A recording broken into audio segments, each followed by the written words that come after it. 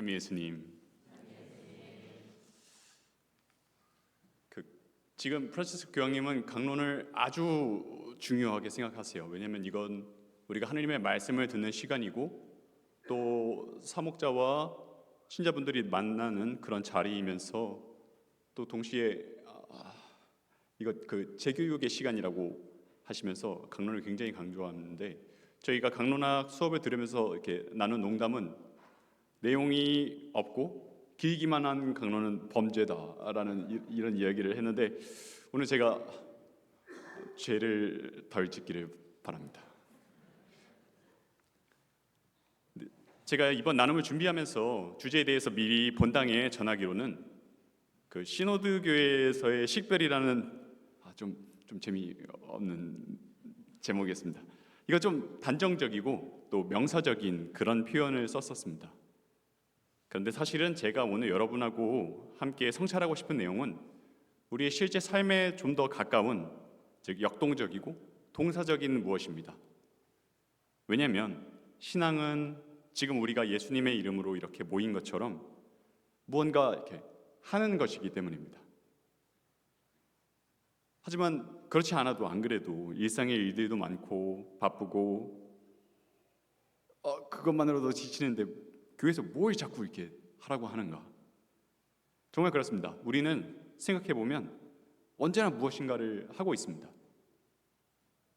만약에 우리가 설령 시간을 내서 나는 좀 쉬고 싶다, 꼼짝 않고 쉬어야지, 그 순간에도 우리는 이렇게 뭔가 생각하고 있어요. 다음 일을 생각하고 내일을 걱정하고 무언가를 계속 하고 있습니다. 이렇게 무엇인가 하는 것, 그것은 생명을 가진 모든 것의 속성입니다. 그러므로 만일 우리가 믿음 때문에 무엇인가를 하고 있다면 그 믿음은 살아있다는 것을 의미할 것입니다. 소리 괜찮으세요? 목소리 크기? 네. 그런데 살아있는 모든 것은 특정한 방향을 가지고 움직입니다. 동물들은 말할 것도 없고 어느 한 곳에 그냥 뿌리를 내려서 움직이지 않는 것처럼 보이는 식물들도 실은 보면 물을 흡수하고 광합성을 하고 꽃을 피우고 열매를 맺습니다. 동물들은 먹이를 마련하고 새끼를 낳고 존속하기를 바랍니다. 그런데 왜 모든 생물들은 이처럼 가만히 있지를 않는가? 왜냐하면 모든 생명체들은 무엇인가 원하는 것이 있기 때문입니다. 우리는 하고 싶은 것, 얻고 싶은 것이 있습니다. 물론 우리가 바라는 건 각자 다 다릅니다.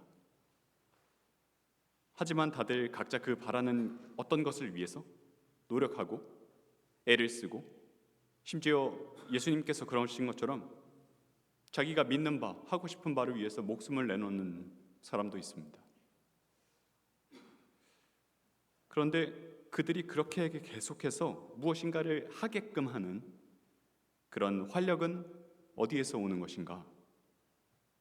그것은 우리를 태어나게 하시고 우리가 매일을 살아가게 하시고 모든 것 안에서 우리를 위해서 일하고 활동하고 수고하시는 하느님으로부터 옵니다. 우리 하느님은 우리를 그냥 딱 지으시고 이 세상 딱 만들고 그 다음에 우리 태어나게 하시고 그 다음에 나는 모르겠다 이렇게 모르는 채 하는 그런 분이 아니십니다. 우리 가톨릭 교회에서 믿는 하느님은 우리와 항상 함께 하시는 그런 하느님이십니다. 즉 살아있는 모든 것은 왜 살아있는가? 성령으로부터 계속해서 그 생명을 얻기 때문입니다. 그런데 오늘 주제인 교회는 어떻습니까? 잠깐 교회에 대해서 생각해 보겠습니다. 교회는 여러분께 어떤 개념 같은 것입니까? 아니면 어떤 살아있는 유기체입니까? 제가 이런 물음으로 여러분 머리 아프게 하려는 건 아닙니다.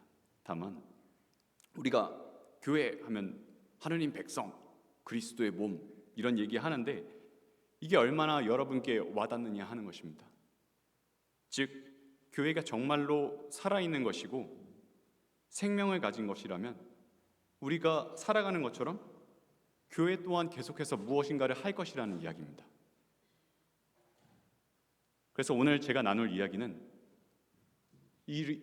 우리가 무엇인가 계속하게끔 하는 것, 교회가 교회 자신이게끔, 교회가 무엇인가 계속하게끔 하는 우리의 바람과 교회의 바람에 관한 것입니다. 오늘 우리가 들은 독서와 복음 말씀에는 겹치는 주제들이 많이 있습니다. 예언, 계시, 약속, 순종, 영광, 평온. 그런데 저는 그 중에서도 주님의 현존에 대한 믿음에 대해서 조금 더 이야기를 나누고 싶습니다. 오늘 제1독서에서는 다윗 임금이 주님의 집을 짓고자 나탄 예언자와 상의합니다. 그러자 나탄이 다윗 임금에게 말합니다. 주님께서 임금님과 함께 계시니 가셔서 무엇이든 마음 내키시는 대로 하십시오. 흥미로운 것은 나탄은 다윗의 생각에 대해서 가타부타 의견을 내는 게 아니고 주님께서 당신과 함께 계신다는 것에 대해서 말합니다. 그리고 이어서 그날 밤 주님께서 말씀하십니다. 나는 내가 어디를 가든지 너와 함께 있었다. 복음에서 성모님을 만난 천사 가브리엘도 마찬가지 이야기를 합니다. 은총이 가득한 이여 기뻐하여라. 주님께서 너와 함께 계시다. 이 주님의 현존에 대한 이 말씀들 뒤에 어떤 일이 일어나는지 우리는 알고 있습니다. 다윗은 나탄이 전한 주님의 말씀을 듣고 주님의 집을 세웁니다.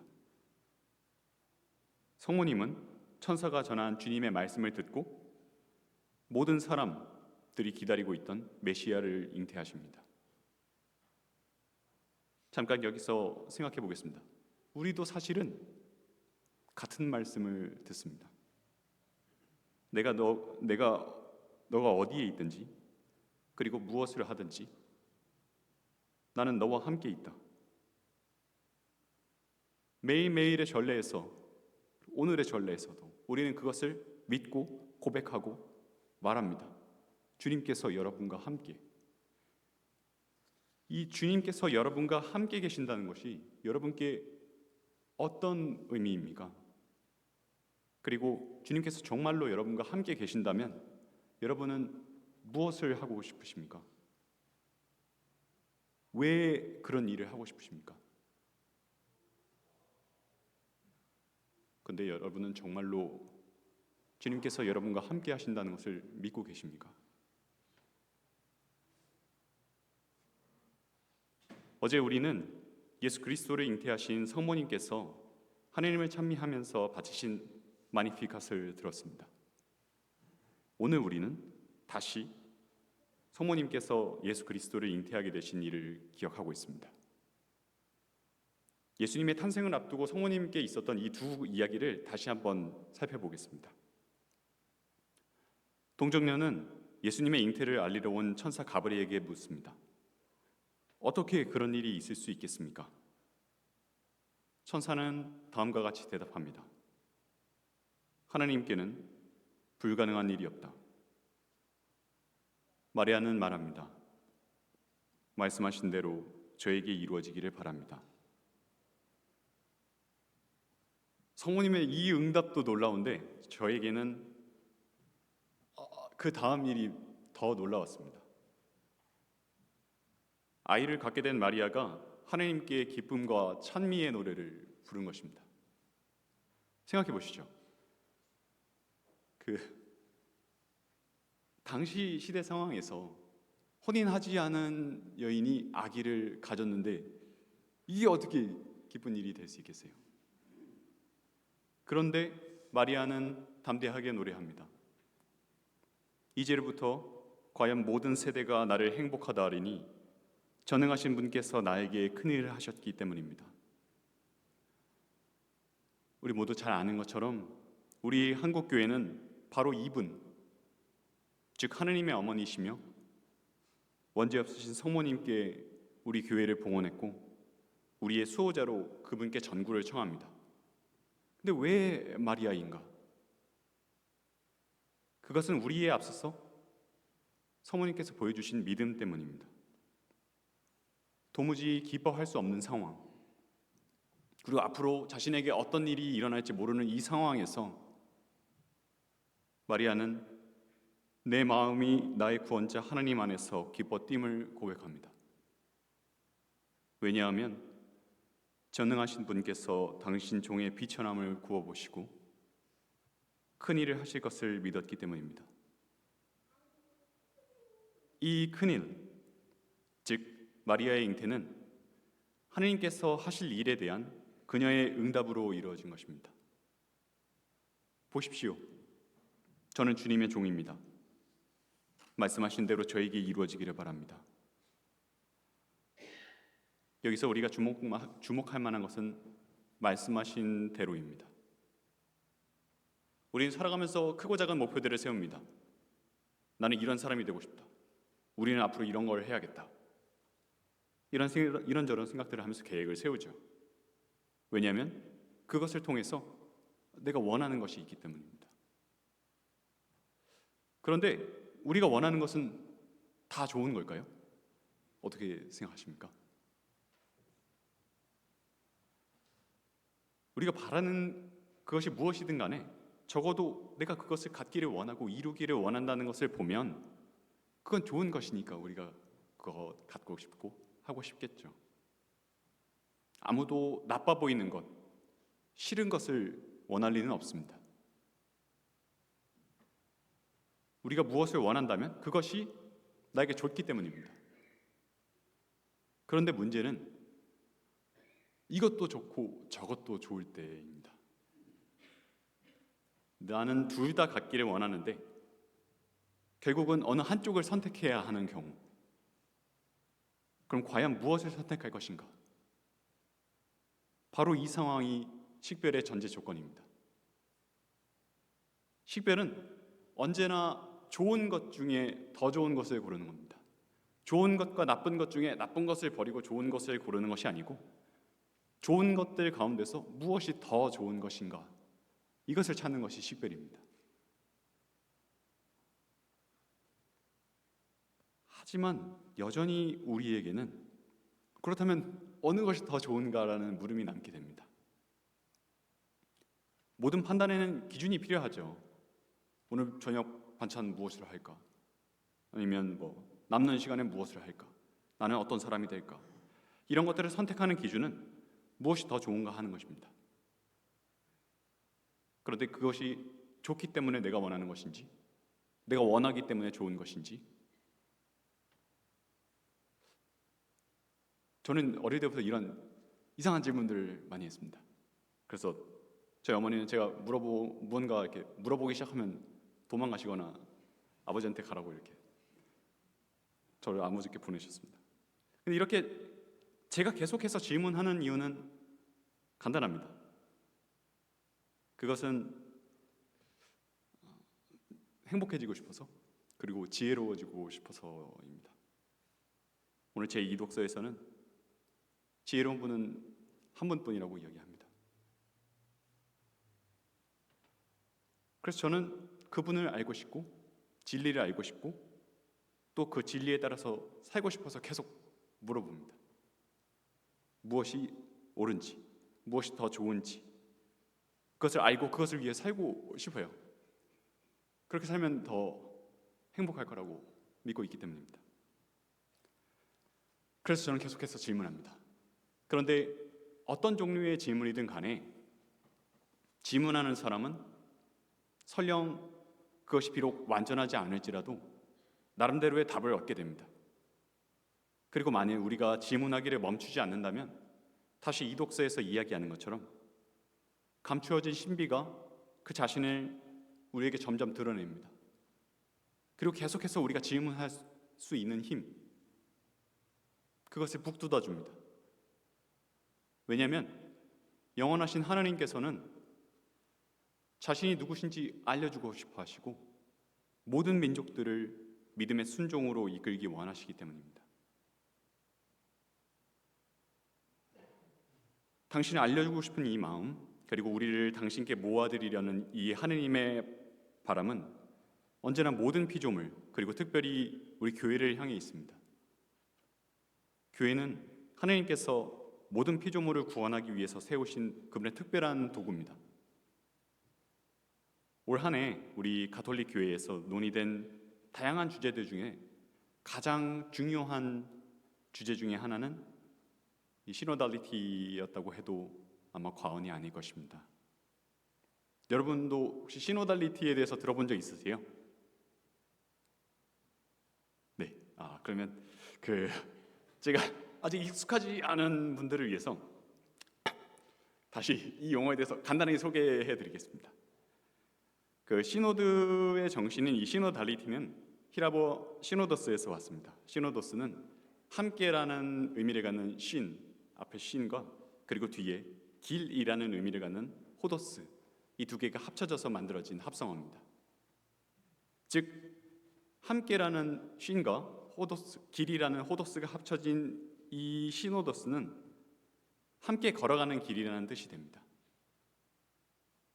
프란치스코 교황님이 2021년에 이번 시노드를 소집했습니다. 그래서 이번 10월에 열려서 지난 12월 초에 끝났는데, 이걸 왜 소집했는가? 교회가 과연 어떻게 살아가야 되는가? 즉 하나님 백성이 어떻게 걸어가야 하는가?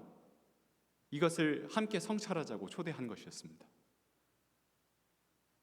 그러면 왜 교회가 이 시노달리티에 대해서 이야기하고 교회의 길을 논의하고 있는가? 지금 도대체 그 목적이 무엇인가? 그것은 교회 안에서 우리가 무엇을 바라고 있는지, 그리고 하나님께서 우리 교회에 무엇을 바라고 계신지 식별하기 위한 것입니다. 교회는 우리를 거룩하게 하는 어머니이면서도 거룩해진 백성이고, 소집하는 주체이면서도 소집된 이들이며, 생명을 낳는 주체이면서도 생명을 얻어서 새로 태어난 이들이고, 하느님 용서를 베푸는 주체이면서도 언제나 정화되는 죄인들의 공동체이고, 모든 사람의 궁극적인 꿈, 목표, 희망이 되는 그 종착점이면서도 또 언제나 힘겨운 여정 중에 있는 작은 양떼들입니다. 하나님의 이 거룩한 교회는 자신의 이러한 이중적인 측면을 어떻게 살아갈 것인지 그 방향을 찾고 있습니다. 이번 시노드는 원래 올해로 끝나기로 했는데 이거 내년 10월까지 연장됐습니다. 그래서 이번 이 시노드를 통해서 교회는 지금 우리가 누구인가, 그리고 우리가 왜 모였는가를 계속해서 성찰하고 있습니다. 이 물음은 결국은 교회가 무엇을 원하고 있는가라는 물음과 연결됩니다. 근데 여기서 중요한 것은 물음의 대상이 아니라 그 물음을 던지는 주체입니다. 즉 누가 교회인가, 누가 그것을 원하는가 하는 것입니다. 바꿔 말하면 교회는 무엇인가가 아니라 교회는 누구인가 라는 물음입니다. 자꾸 질문해서 죄송합니다. 제가 여러분하고 하나를 하려는 건 교회에 대한 어떤 신학적인 정의가 아니고, 우리가 대체 교회 안에서 무엇을 원하고 무엇을 찾기를 바라고 있는지 함께 성찰해 보자는 이야기입니다. 앞서서 생명을 갖는 모든 것은 무엇인가 바라는 것이 있고 원하는 것이 있기 때문에 무엇인가를 한다고 말씀을 드렸었습니다. 교회에는 기도하고 봉사하고 사랑하는 이들이 모입니다. 하지만 우리는 모두 다르고, 또 우리가 교회에 모인 이유도 다양합니다. 그래서 때로는 의견이 충돌하기도 하고, 서로 다투기도 하고, 공동체가 분열되기도 합니다. 왜냐하면 우리가 서로 다른 것을 원하기 때문입니다. 하지만 시노달리티는 이 다름을 보다 넓은 시야에서 바라보도록 초대합니다. 그것은 설령 우리가 이렇게 서로 다를지라도 함께 순례하고 있다는 것을 기억하자는 것입니다. 우리는 함께 주님의 길을 걷고 있습니다. 그런데 이 길을 그냥 누가 따라오라고 해서 억지로 따라가는 것도 아니고 그냥 입 다문 채 조용히 가야만 하는 것도 아닙니다. 예수님께서 제자들과 함께 돌아다니실 때의 일을 한번 상상해 보십시오. 제자들이 아무 말도 안 하고 예수님도 아무 말도 안 하고 그렇게 가셨는가? 마찬가지 예수님이 에마우로 가는 제자들에게 나타나셔서 한 일을 떠올려 보십시오. 그들은 대화했습니다. 여러분께서도 교우들과 함께 기쁘게 봉사하고 또 우정을 나눈 일들을 생각해 보십시오. 이 모든 것 안에는 대화가 있습니다. 그런데 그냥 대화가 아닙니다. 경청 어린 대화입니다. 저는 다시 한번 경청을 강조하고 싶습니다. 우리는 대화한다면서 서로 그냥 자기가 하고 싶은 말을 합니다. 그러고는 우리 좋은 대화였다. 상대방이 이야기하는 동안 그 사람의 말에 귀를 기울이는 것이 아니고 그 사람 말이 끝나면 이제 나는 무슨 얘기할까 생각하고 있습니다. 이렇게 경청하는 것이 어렵습니다. 그것은 우리의 인내와 노력을 요구합니다. 지금 여러분이 제 이야기를 힘들게 듣고 계시는 것도 노력 때문에 노력에서 나오는 거예요. 네, 왜냐하면 경청은 사랑에서 오기 때문입니다. 우리가 사랑하지 않는 사람, 내가 싫어하는 사람의 말을 듣는 것, 그것만큼 어려운 일은 없을 것입니다. 사랑이 없이는 우리는 경청할 수 없습니다. 이렇게 함께 걷는 여정인 교회가 항상 깨어있고 또 자신의 순례길을 함께 걸어갈 수 있는 이 활력, 그리고 교회가 시노드의 정신을 살아갈 수 있는 이 생명을 얻는 방법이 바로 이 경청입니다. 오늘 독서와 복음에서 다윗과 성모님 그리고 예언자들과 모든 믿음의 사람들이 그랬던 것처럼 우리는 상호 경청을 통해서 우리의 바람 그리고 우리를 향한 하느님의 뜻을 듣고 찾게 됩니다. 일치의 끈인 성령께서는 모든 사람을 통해서 말씀하십니다. 여러분 그거 믿고 계십니까? 저 싫은 사람을 통해서도 하느님은 말씀하십니다. 이렇게 성령께서는 모든 사람을 통해서 말씀하시고 삼위께서 이루시는 그 일치로 우리를 초대해 주십니다. 그렇기 때문에 함께 순례하는 이 하느님 백성인 교회는 그리스도의 이름으로 모여서 지금처럼 말씀을 듣고 상호 경청 속에서 성령께서 과연 이 교회를 어떻게 이끌고자 하시는가 이것을 듣습니다. 시노드 교회는 대화하는 교회, 경청하는 교회, 그리고 식별하는 교회입니다. 그 안에서 우리는 교회만이 아니고 내가 교회 안에서 원하는 것, 내가 교회 안에서 기대하는 것, 내가 교회 안에서 하느님께 바라는 것, 나의 원의를 함께 찾습니다. 우리가 무엇을 원하는지 확인하는 것 중요합니다. 왜냐하면 그것이 우리가 행동하게끔 하는 원천이 되기 때문입니다. 그런데 그럼에도 불구하고 교회의 식별이 거기에서 끝나지 않습니다. 왜냐하면 하느님 백성이 모여서 교회를 구성하지만 교회가 누구 것인가? 교회의 사람의 것이 아니고 하느님의 것이기 때문입니다. NGO와 교회가 뭐가 다른가? 우리 다 좋은 일 하고 서로 사랑하고 봉사하고